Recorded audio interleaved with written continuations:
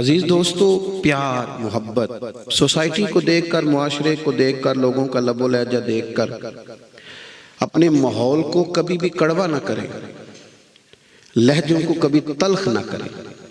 آپ جو ہیں اس محبت والے انداز کو کبھی فراموش نہ کریں۔ رب کریم کے جو بندے ہوتے تھے نا، وہ نظریاتی ہوتے تھے۔ ہمارے ہاں لوگ نظریاتی نہیں، الا ماشاءاللہ۔ ہمارے ہاں جس طرح کا ماحول ہوتا ہے، ساری دنیا وہی باتیں کرنی شروع کر دیتی ہے۔ میڈیا بھی بڑا کردار ادا کرتا ہے۔ جب وہ کشمیر کے مظلوم مسلمانوں کی داستانیں سناتا ہے تو توجہ ادھر ہو جاتی ہے، اور جب وہ کشمیر کی خبریں دینی چھوڑ دیتا ہے تو ہم کشمیر کے لیے دعا کرنی بھی چھوڑ دیتے ہیں۔ ہمارا مزاج یہ ہے کہ جس طرف ہوائیں چلتی ہیں ادھر کے ہو جاتا ہے۔ جس ادارے کے خلاف، جس جگہ کے خلاف سارے بات کر رہے ہوتے ہیں، ہم بھی بات کرنا ضروری سمجھتے ہیں، اور بغیر سوچے سمجھے، بغیر غور کیے کہ یہ کہنے والا جو ہے یہ کس معیار کا ہے، کس اسٹیٹس کا ہے، کس مزاج کا ہے، ہر بات کو قبول کر لیتے ہیں۔ ہمارے ہاں نا حدیث قبول کرتے ہیں محدثین، تو حدیث کمزور کون سی ہوتی ہے؟ معاذ اللہ، کو لفظ تو کمزور نہیں ہوتے، راوی کمزور ہوتا ہے، تو محدث کہتا ہے اس کی بات نہیں لینی، بندہ کمزور ہے۔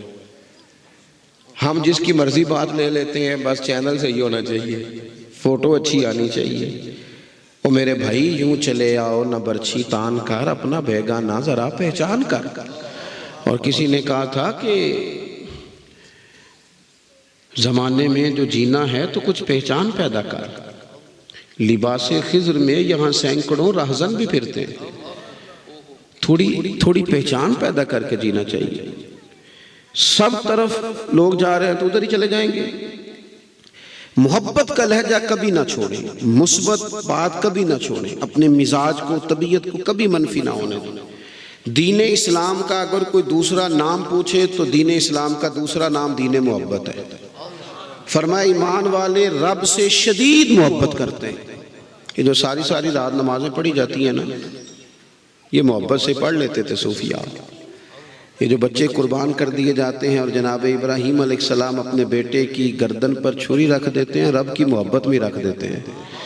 یہ جو اپنا کمایا ہوا مال سارا لا کے حضرت عثمان غنی نے پیش کر دیا، اللہ کی محبت میں پیش کر دیا۔ جو صحابہ بچوں سمیت آ گئے میدان میں جانے دینے کے لیے، رب رسول کی محبت میں آ گئے۔ ہر چیز سے بڑھ کر اللہ سے محبت، ہر شے سے بڑھ کر، کوئی اس میں رکاوٹ نہ ہو۔ اور پھر دوسرا، اللہ کے محبوب علیہ السلام نے تو حد بندی کر دی۔ حضور فرمانے لگے، جب تک ہر چیز سے بڑھ کر مجھ سے پیار نہیں کرو گے تمہارا ایمان ہی مکمل نہیں ہوگا۔